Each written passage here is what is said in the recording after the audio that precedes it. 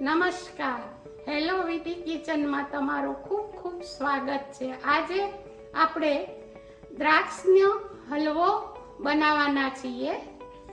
આમાં આપણે હલવો બનાવવામાં બહુ ઓછી વાનગી જોઈએ છે। 200 ગ્રામ મેં દ્રાક્ષ લીધી છે, 1 વાટકો રવો લીધો છે, એની સામે અડધો વાટકો ખાંડ છે, બદામ પિસ્તાની કતરણ છે અને સહેજ લીલો કલર છે। અને આપણે પહેલા આનો પલ્પ કાઢી લઈએ દ્રાક્ષનો, પછી રવો શેકશું। પહેલા આપણે દ્રાક્ષને ગ્રાઇન્ડ કરીને પલ્પ કાઢી લઈએ। હવે આપણી આ દ્રાક્ષની સ્મૂથ પેસ્ટ તૈયાર થઈ ગઈ છે અને આટલી કન્સિસ્ટન્સી હોવી જોઈએ, થિકનેસ હોવી જોઈએ। હવે આપણે રવો શેકવાનો છે એટલે 2 મોટી ચમચી ઘી નાખવાના છીએ।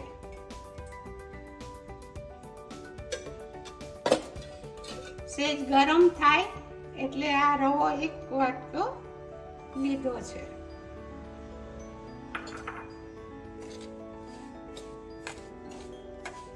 શેકતી વખતે સેજ ઘી ઓછું લાગે તો થોડું નાખવાનું। આમાં જરાક મને ઓછું લાગે છે એટલે 1 ચમચી નાખીશ।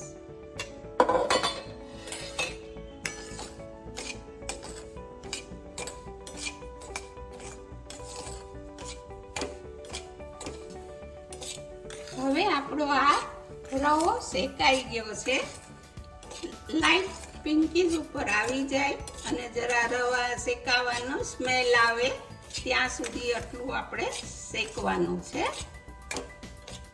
પછી આપણે આ દ્રાક્ષનો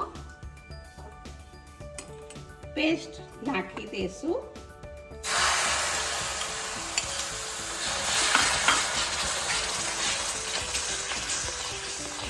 ને આ ખાંડ નાખી દેશું।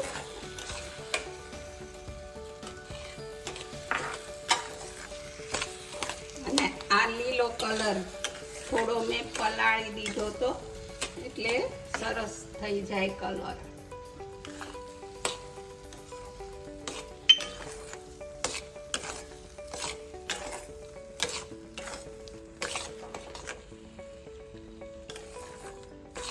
પછી આવી રીતે સરખી રીતે ધીમા તાપે એને થોડું ઘી છૂટું પડવા દેવાનું। આ થોડુંક મને રવો જરાક ચડ્યો નથી એટલે હું થોડુંક પાણી નાખું છું, 2 મોટી ચમચી જેટલું।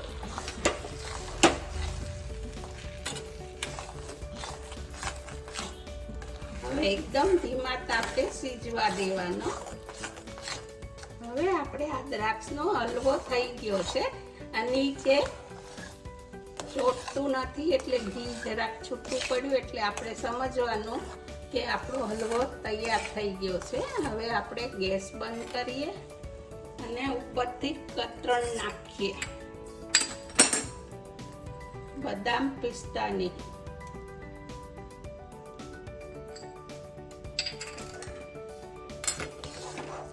જો હવે નીચે ચોટતું નથી એટલે આપણો હલવો તૈયાર થઈ ગયો દ્રાક્ષનો। હવે આપણો આ દ્રાક્ષનો હલવો તૈયાર થઈ ગયો છે। તમે ગરમ ગરમ સર્વ કરી શકો અને તમારે રાખવો હોય તો ફ્રીજમાં 2 દિવસ સુધી રહેશે। સરસ થઈ ગયો છે। હવે જો સરસ મજાનો હલવો બની ગયો છે, તમે જરૂરથી બનાવજો, ટેસ્ટમાં બહુ સરસ લાગે છે। મારી ચેનલને સબસ્ક્રાઈબ કરજો અને લાઈક કરજો। નમસ્તે।